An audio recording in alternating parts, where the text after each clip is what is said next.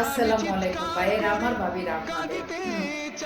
আজকে সকাল থেকেই, বিশেষ করে কালকে গতকালকের ঘটনা নিশ্চয়ই, তো আমি সকাল থেকেই ফেসবুকে যেখানে ঢুকতেছি, শুধু ফেসবুকে কেন, ইউটিউব, টিকটক, ফেসবুক, ইনস্টাগ্রাম, যতগুলো সোশ্যাল সাইট আছে সব জায়গায় একটা ঘটনা ঘুরে বেড়াচ্ছে। সেটা হলো সাবেক ছাত্র নেতা সাদ্দামের পরিবারের সাথে যে ঘটনাটা ঘটে গেছে, সেটা খুবই দুঃখজনক, ভয়াবহ একটা ঘটনা।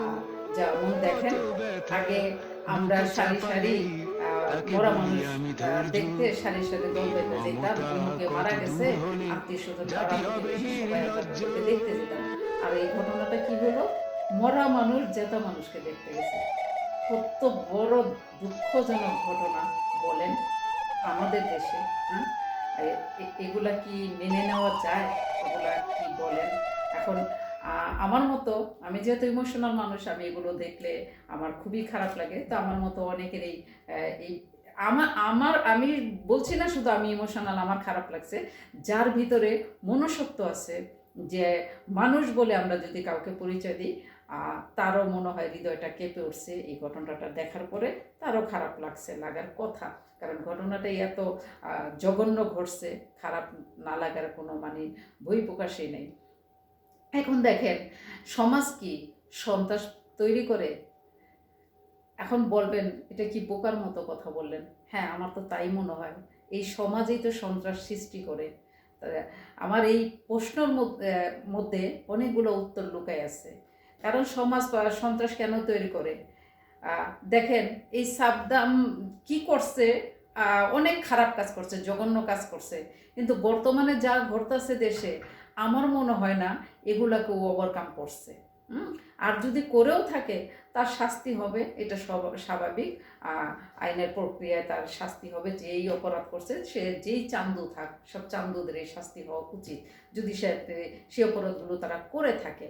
কিন্তু এই যে সন্ত্রাস কেন সমাজ বানাচ্ছে, এক একটা সাবদামকে, এক একটা পরিবারের সাথে যেই দুর্ঘটনাগুলো ঘটে যাচ্ছে। এখন দেখেন, আমি এর জন্য কথাটা বলছি, আমি বলছি না সন্ত্রাসকে আমি উস্কানি দিচ্ছি না। এই সাবদামের উপর দিয়ে এই 2টা দিন, আজকে গতকালকে থেকে আজকে পর্যন্ত, তার মানসিক অবস্থাটা সে কোথায় সে আছে, তার মানসিক স্থানটা সে কোথায় আছে। তার একটা সন্তান ঘনিষ্ঠ হলো, পৃথিবীতে আসলো, তাকে ছুঁয়েও দেখতে পারলো না, ধরেও দেখতে পারলো না, আর এমন একটা সময় ছুঁইল তাকে যে সে আর এই পৃথিবীতেই নাই। তো সে যদি কোনো কারণে এই হাজত থেকে বের হয়, আপনার আর আমার সন্তান কতটা নিরাপদ তার হাত থেকে? এটা প্রশ্ন জাতির কাছে। সে কি আপনার আর আমার সন্তানকে শান্তিতে থাকতে দেব, আপনার আর আমার বুকে? হয়তো সেই অপরাধ করে নাই, যে অপরাধে তাকে আপনারা এই শাস্তি দিলেন, কিন্তু তার মাথার মধ্যে তো এটা ঢুকতেছে, আল্লাহ না করুক আমি এখান থেকে বের হইতে পারলে আমার বুক খালি করছে, আমার ঘর, আমার ঘর করে দিছে, ধ্বংস করে দিছে।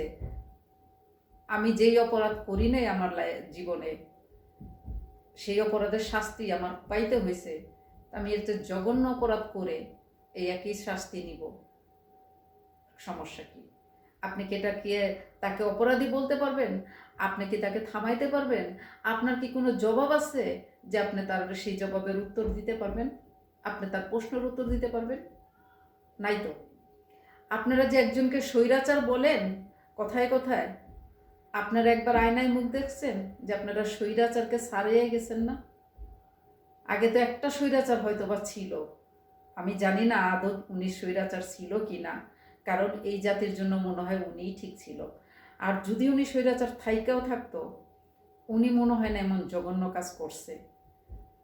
আপনারা তো এখন ঘরে ঘরে দলে দলে স্বৈরাচার, আপনারা তো ঘোষণা দিয়ে স্বৈরাচার, আর উনি তো সাসপেন্স স্বৈরাচার। এখনও শিওর না যে উনি আদৌ স্বৈরাচারে কোনো কাজ করছে কি না। কিন্তু আপনারা যেগুলো করতেছেন, যেগুলো করছেন, স্বৈরাচার, মুনাফিক সব কিছু ছাড়িয়ে গেছেন। মানে একটা সভ্য দেশে, একটা মানবতার দেশে এগুলো হওয়া আমার মনে হয় না আর কোনোদিন কাব্য ছিল। এখন এই যে যেই জুলুম অত্যাচারগুলো আপনারা করতেছেন, সুশীল সমাজ চুপ করে আছে।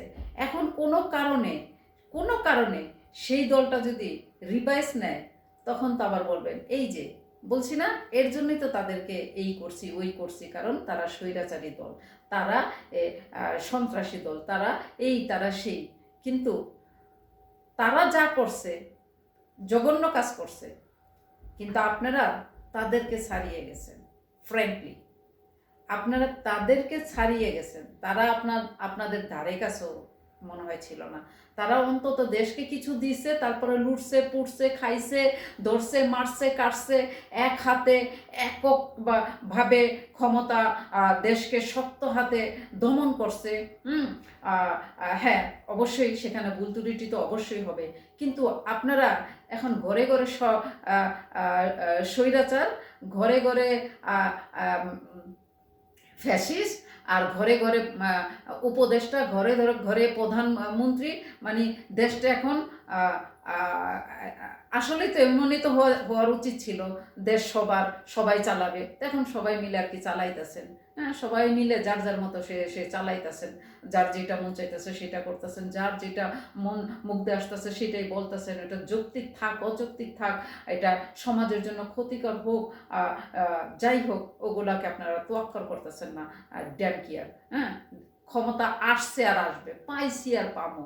হ্যাঁ, যা ইচ্ছা তা করে নি, এমনও ফাঁসিয়েব অমনও ফাঁসিয়েব, তো কইরেই নি। আপনাদের আচরণ দেখে এইটাই মনে হইতেছে। তা না হলে এরকম অসভ্য কাজ একটা সভ্য দেশে হওয়ার কোনো কাম্য না।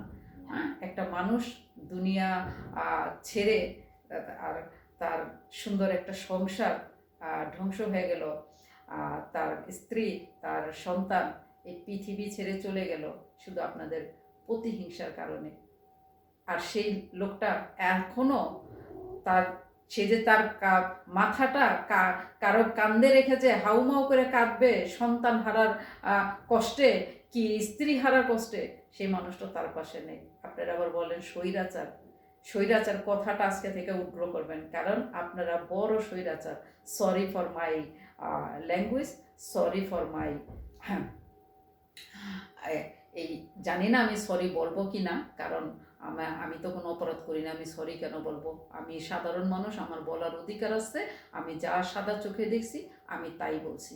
এখানে নো সরি, নো পলোজাইজ, কারণ আপনারা আসলেই স্বৈরাচারের দাদা। উনি যদি হয় স্বৈরাচারের নানি, আপনারা স্বৈরাচারের দাদা, স্বৈরাচারের বাবা, স্বৈরাচারের আব্বা। আপনারা একদম টিকিট করা, নোবেল জয় করা স্বৈরাচার। আপনাদেরকে একেবারে নোবেল দিছে স্বৈরাচারী কাজ করার জন্য। এখন আপনারা জনগণ ডিসাইড করবেন এই স্বৈরাচারী কাজকর্ম আপনারা আরও দেখবেন কিনা, আরও বরদাস্ত করবেন কিনা, কারণ ইনাফ ইজ ইনাফ। সবাই ভালো থাকবেন। আমি আমার বলার ভুল ত্রুটি ক্ষমা সুন্দর দৃষ্টিতে দেখবেন, দেখলে দেখেন, না দেখলে আমারও নিয়ে ফাঁসিতে ঝুলাই দেন, কোনো সমস্যা নেই। আমি আর ক্ষমা চাবো না। আমি যতবার ভিডিও করি সবার কাছে ক্ষমা চাই। তা কাদের কাছে ক্ষমা চাবো? যারা ক্ষমার লায়েকই না, তাদের কাছে ক্ষমা চাবো কোন দুঃখে চাবো? কারণ তারা মানুষ নামে পশু, কারণ এগুলা হওয়া কোনো মতেই উচিত না। সবাই ভালো থাকবেন। যদি ভিডিও ভালো লাগে লাইক করবেন, কমেন্ট করবেন, শেয়ার করবেন, না করলে না করবেন। আমি লাইক কমেন্টের জন্য কোনো ভিডিও বানাই না।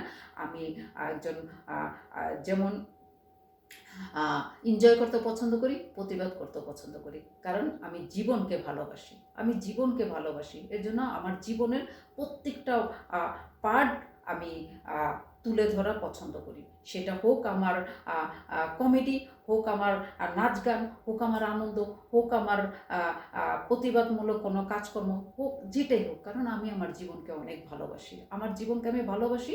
সেজন্য আমি বুঝি যে প্রতিটা মানুষের জীবনের মূল্য আমার জীবনের মতো, কারণ আমার জীবনে যেরকম মূল্য আছে প্রতিটা মানুষের জীবনের ওরকম মূল্য আছে।